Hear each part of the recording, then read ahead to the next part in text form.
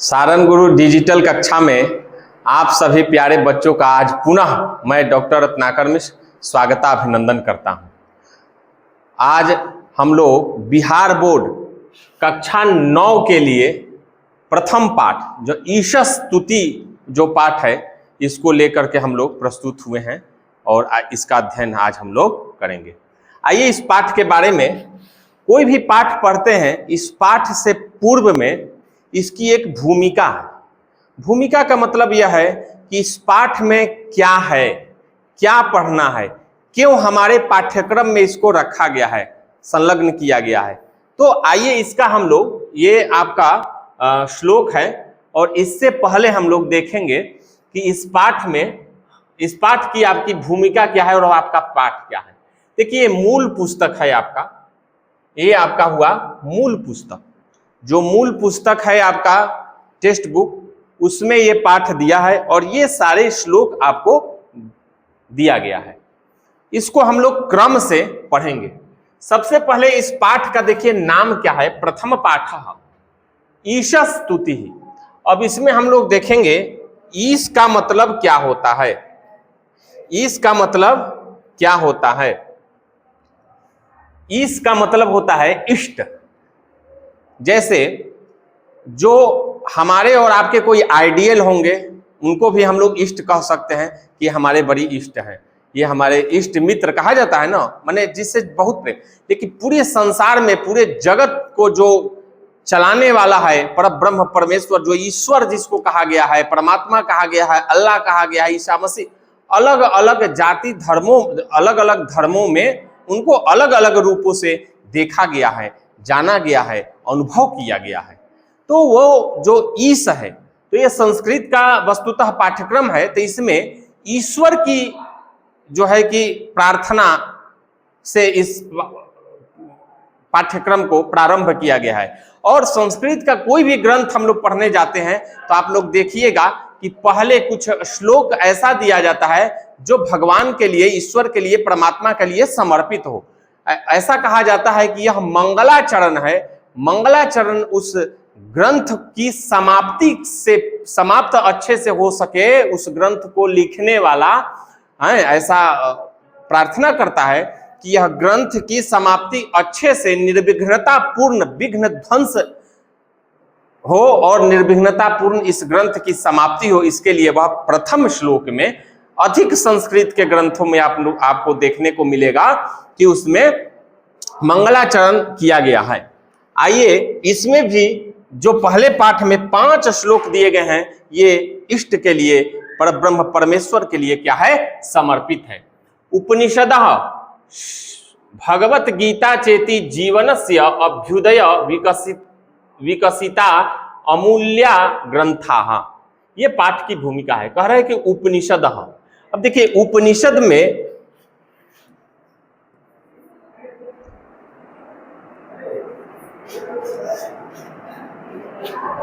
उपनिषद जो है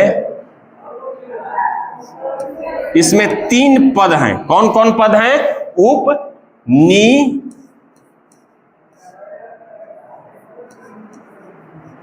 सद। ये उपनिषद है। उपनिषद का मतलब होता है गुरु के समीप, गुरु के समीप बैठ करके विद्या का अध्ययन करना है। उप समीपे, ठीक है। तो गुरु के सानिध्य में बैठ करके जो ब्रह्म विद्या का हम लोग अध्ययन, जो गुरुकुलों में पहले होता था, आज भी होता है, उसी विद्या को हम लोग क्या कहते हैं? उपनिषद विद्या करते हैं। उपनिषद है क्या? तो वेद में 3 भाग है। पहला भाग है कर्मकांड, जिसको यज्ञ कांड के नाम से जाना जाता है। उसके बाद उपासना कांड और ज्ञान कांड। तो जो ज्ञान कांड है, जो वेद का अंतिम भाग होता है, जिसको वेदांत के नाम से भी जाना जाता है। किसके नाम से जाना जाता है? वेदांत के नाम से भी जाना जाता है। वही क्या है? उपनिषद विद्या है। वेदांत जो आस्तिक दर्शनों में से एक है, वह वेद का अंतिम भाग है। उसी को ब्रह्म विद्या भी कहा जाता है। तो यह उपनिषद श्रीमद् भगवत गीता चेति अब देखिए श्रीमद् भगवत गीता क्या है। देखिए श्रीमद् भागवत महापुराण अलग है, 18 पुराण जो है, मद्वयम भद्वयम चैव वात्रयम वा चतुष्टकम अनाप पुष्कलिंगानि पुराणानि प्रयक्षते। तो 18 पुराणों में से एक पुराण श्रीमद् भागवत महापुराण है, और ये जो है वह भागवत महापुराण की यहाँ चर्चा नहीं की गई है।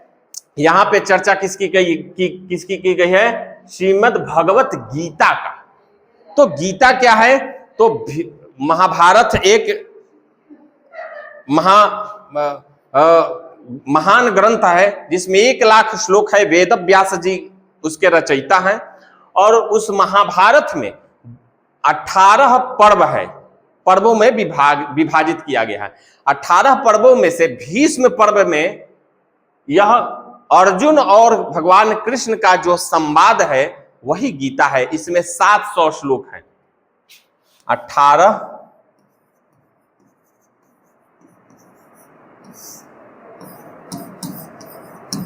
गीता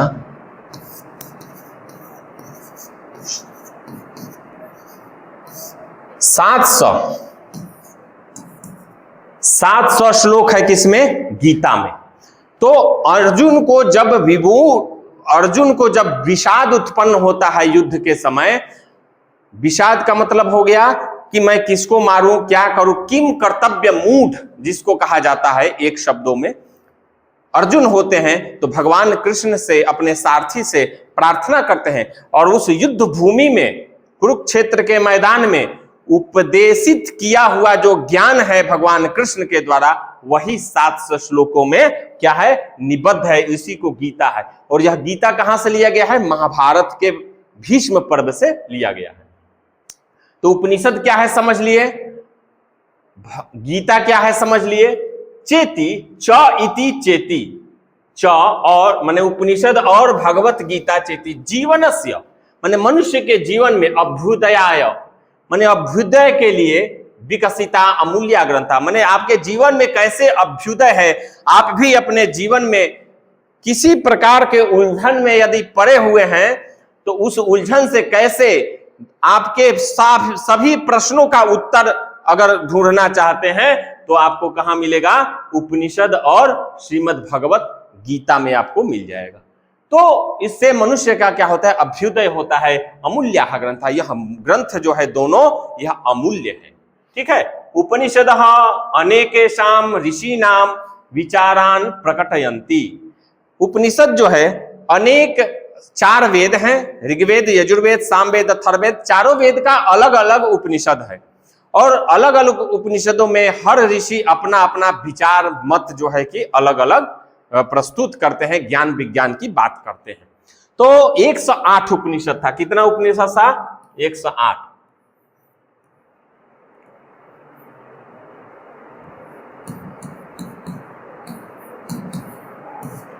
108 उपनिषद।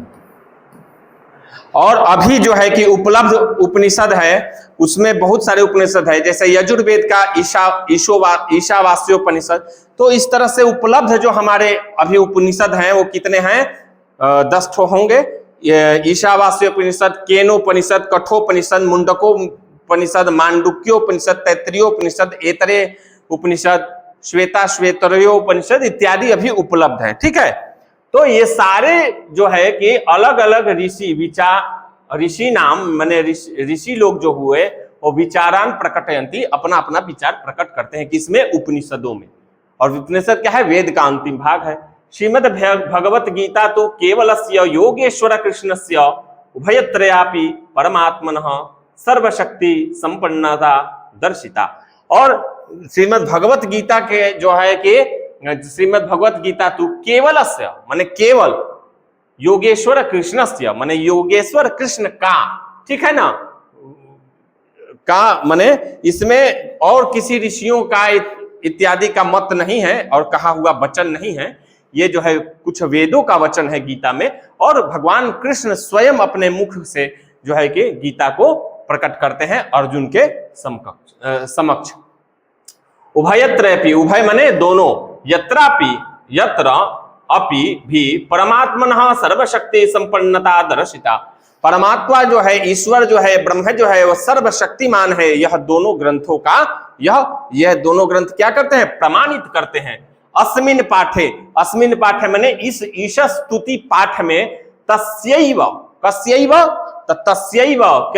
कस्यैव माने परमात्मा का परमेश्वरस्य, तस्यैव परमेश्वरस्य माने उसी परमेश्वर का। कौन से परमेश्वर का? जिस परमेश्वर को, परब्रह्म परमात्मा को उपनिषद और गीता प्रमाणित करता है, उनके बारे में अपना विचार प्रकट करता है। उसी में से कुछ श्लोकों को समाहृत्य माने चुन चुन करके इसमें रखा गया है। तस्मै परमेश्वरस्य स्तुति वर्तते, जिसमें परमेश्वर का स्तुति किया गया है, वैसा श्लोक जो है कि आपके पाठ्यक्रम में रखा गया है। अब देखिए, ये तैत्तिरीय उपनिषद का है, ये बृहदारण्यकोपनिषद का है, और श्वेतोरोपनिषद का है, ये गीता का है।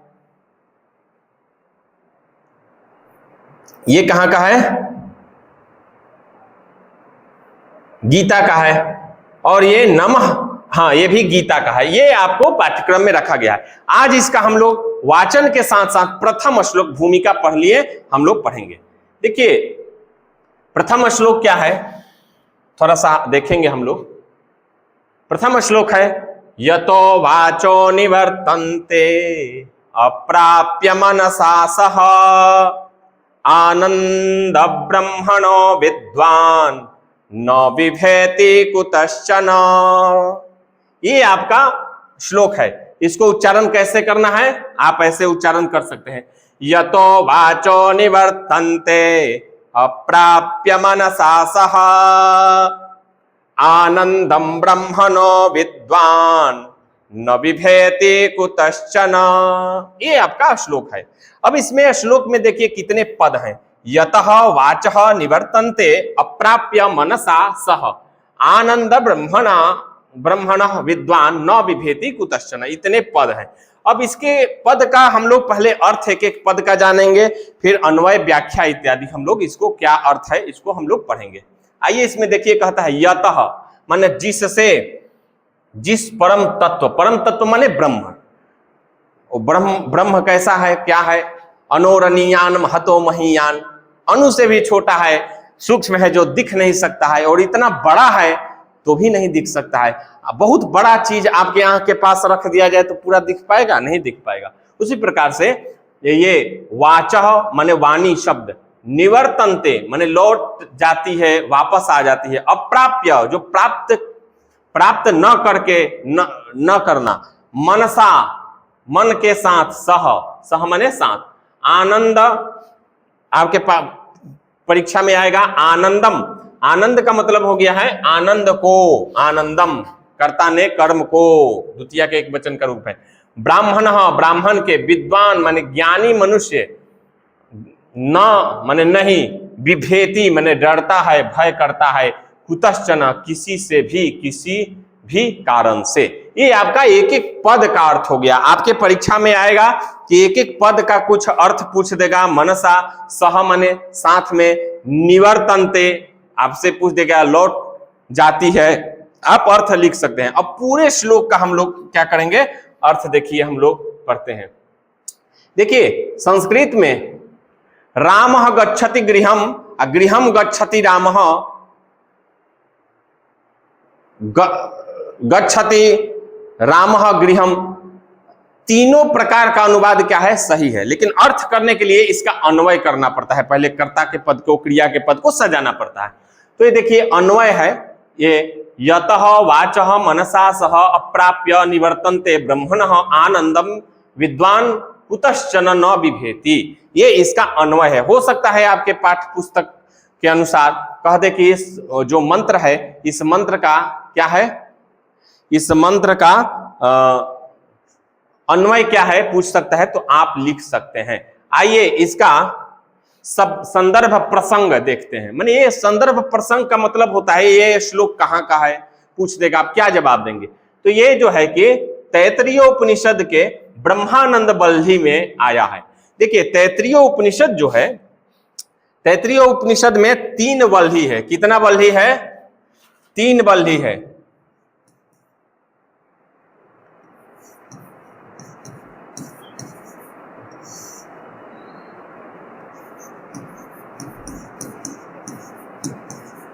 तैत्तिरीय उपनिषद में तीन क्या है, 3 वल्ली है।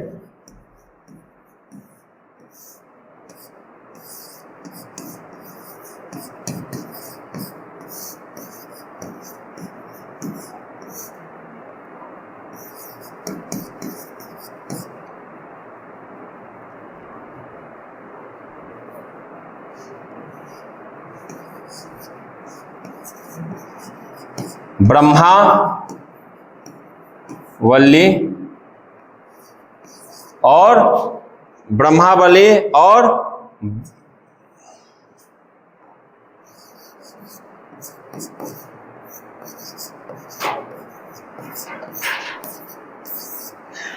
शिक्षावल्ली, ब्रह्मावल्ली और भृगुवल्ली, 3 वल्लियों में क्या है, बटा हुआ है। क्या बटा हुआ है? 3 वल्लियों में तैत्तिरीय उपनिषद बटा हुआ है। उसी में से जो ब्रह्मावल्ली है, ब्रह्मानंदवल्ली, उस वल्ली का ये मंत्र है, ठीक है ना। और तैत्तिरीय उपनिषद जो है कृष्ण यजुर्वेद का उपनिषद है। किस वेद का उपनिषद है ये?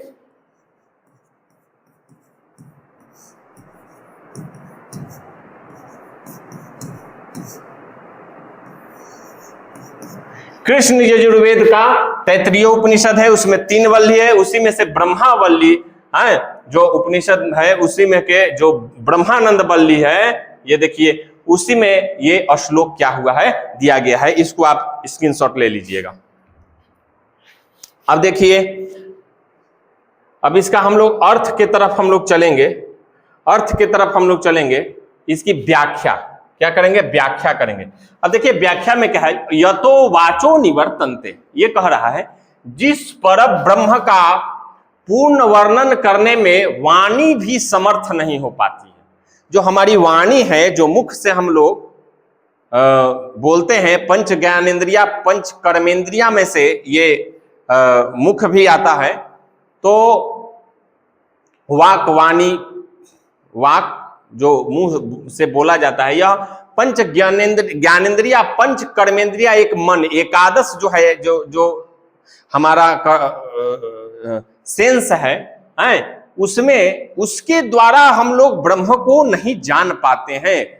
कहने का इस श्लोक का मतलब है, देखिए कि यतो वाचो निवर्तन्ते, जो हमारा वाचो माने वाणी है, वह वाणी के आवाज से, उस वाणी का जो आवाज है, उस ब्रह्म परम तत्व जो निर्गुण निराकार है, उस महान शक्ति को, ईश्वर को, परमात्मा को, वह वाणी क्या करती है, उसकी आवाज वहां तक नहीं ढूंढ पाती है, नहीं जा पाती है। वाणी असमर्थ होकर के लौट आती है। अगर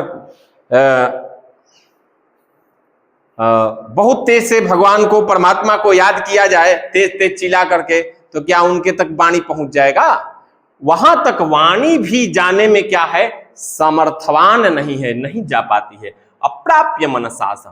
और जो हमारा मन है, क्योंकि देखिए मन की गति बड़ी तीव्र होती है, कहा जाता है मन की गति बहुत तीव्र होती है, लेकिन मन की अपनी कोई गति ही नहीं होती है। क्यों नहीं होती है? कि अगर आप पटना गए हैं, तो पटना का नाम लेते हैं आपका मन कहां चला जाएगा, पटना में कहां घूमे, क्या खाए, क्या किए, ये आपका मन चला जाएगा ना। लेकिन आप पटना नहीं गए हैं, लंदन नहीं गए हैं, अमेरिका नहीं गए हैं, कहा जाएगा कि अमेरिका में ऐसा है वैसा है, तो आपकी मन की गति वहां जाकर के सब दृष्टि गोचर जो पहले से किए हैं, देखे हैं, वो मन में एक छवि बनाएगी? नहीं बनाएगी। क्यों? क्योंकि मन की अपनी कोई गति ही नहीं होती है। जहां आप मन को ले जाते हैं, देखता है, मन में बैठाता है, उसी को पुनः आप स्मरण कर सकते हैं, याद कर सकते हैं। तो कह रहा है कि मन जो है, एक तो क्या है, कर्मेंद्रिया है, मुख, वाचा, वो भी नहीं जाती है। और ज्ञानेंद्रिया में क्या है, सारे ज्ञानेंद्रियों को, जो सेंस है, उसको नियंत्रित कौन करता है? उसको नियंत्रित करने वाला कौन है? मन है। ठीक है। मन भी उस परम तत्व को पूर्ण रूप से प्राप्त या समझ नहीं पाता, और वाणी के साथ वही से लौट आता है। मन भी वहां तक, जो मुनि होते हैं, मननाथ मुनि, मुनि का अर्थ होता है, जैसे ऋषि का अर्थ होता है मंत्र दृष्टारयः ऋषयः, उसी तरह मुनि का अर्थ होता है मननात् मुनि, जो मनन करे। लेकिन मनन करते करते वहां तक उनका मन नहीं पहुंच पाता है, बीच में बहुत सारे बाधाएं व्यवधान आ जाते हैं और वह परब्रह्म परमात्मा तक उनकी जो है कि उनका मन जो है नहीं पहुंच पाता है, लौट करके चला आता है। उसी विषय को यहाँ ये दर्शाते हुए कहते हैं, अर्थात ब्रह्म सामान्य इंद्रिय शब्द और मन की सीमा से परे है। कहने का तात्पर्य है कि जो हमारा ज्ञानेंद्रिय है, मन